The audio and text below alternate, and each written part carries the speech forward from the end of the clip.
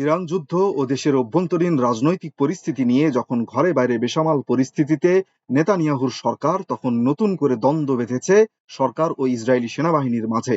চলমান মধ্যপ্রাচ্য সংকট ইস্যুতে উদ্দেশ্য ও কৌশল নিয়ে উভয়ের মাঝে বিতর্ক থাকলেও তা আগে কখনো সামনে আসেনি, বরং সরকার ও সেনাবাহিনীর মাঝে একটি ঐক্যবদ্ধ রূপই দেখা গিয়েছে এতদিন। ফলে ইসরায়েলের সাধারণ জনগণও মতপার্থক্যের কথা জানত না। আল জাজিরায় প্রকাশিত প্রতিবেদন অনুসারে ইসরায়েলের ঐক্য অবশেষে ভেঙে পড়েছে। ৭ অক্টোবরের হামলার প্রায় ৩ বছর পর মন্ত্রী ও সামরিক কর্মকর্তাদের মধ্যকার প্রকাশ্য সংঘাত এখন নিত্যদিনের ঘটনায় পরিণত হয়েছে। আল জাজিরা বলছে, সরকারের সাথে সামরিক বাহিনীর মতপার্থক্যের বিষয়টি উঠে আসে একটি ঘটনার মাধ্যমে। সম্প্রতি পশ্চিম তীরে ইসরায়েলি বাহিনীর কমান্ডার মেজর জেনারেল অ্যাভি ব্লাথের প্রবল সমালোচনা করেন প্রতিরক্ষা মন্ত্রী ইসরায়েল কাটস। এখানেই ঘটনা থেমে থাকেনি, বরং কাটস সরাসরি টিভিতে ঘোষণা করেন যে ব্লাথকে সরিয়ে দেওয়া হবে, কিন্তু প্রকাশ্যে এই সিদ্ধান্তের প্রতিবাদ জানান সেনাপ্রধান ইয়াল জামির। তার মতে জেনারেলকে তার পদেই বহাল রাখা হবে। এই ঘটনার ফলশ্রুতিতে দেশের সর্বস্তরের মানুষের সামনে চলে আসে মূল বিষয়টি।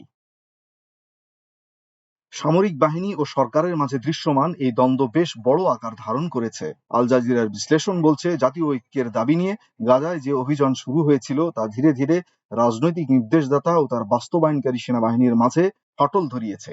এ থেকে এই অভিযানের লক্ষ্য উদ্দেশ্য কে নির্ধারণ করবে এবং কিভাবে লক্ষ্য অর্জিত হবে সেসব বিষয় নিয়েও রীতিমতো মতভেদ দেখা দিয়েছে।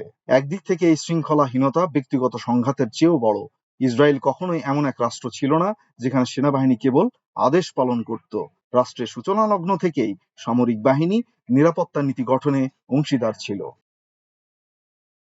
ইসরায়েলি বাহিনীকে একটি কেন্দ্রীয় জাতীয় প্রতিষ্ঠান হিসেবে গড়ে তুলেছিলেন ডেভিড বেন গুরিয়ন।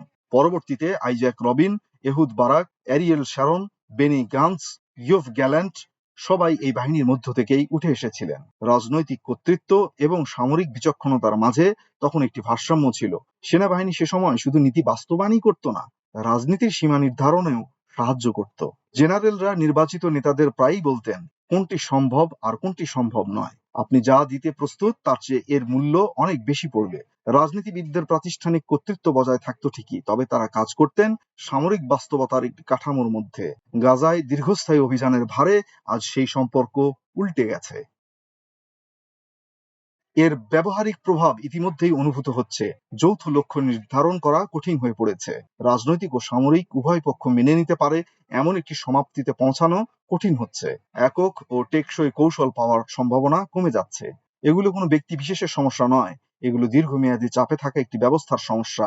যে দেশটি একসময় রাজনৈতিক উচ্চাকাঙ্ক্ষার বাস্তবসম্মত সীমা নির্ধারণে সামরিক বাহিনীর পেশাদার ভিত্তির উপরে নির্ভর করত, সেই দেশটিতে আজ রাজনীতিবিদরা এমন ফলাফলের দাবি করছেন যা সেনাবাহিনী কেবল পূরণ করবে বলে ধরে নেওয়া হচ্ছে, আর সৈনিক, রিজার্ভিস্ট এবং তাদের পরিবারগুলো বহন করে চলেছে এর মানবিক খেসারত। মাল্টিমিডিয়া ডেস্ক, আমার দেশ।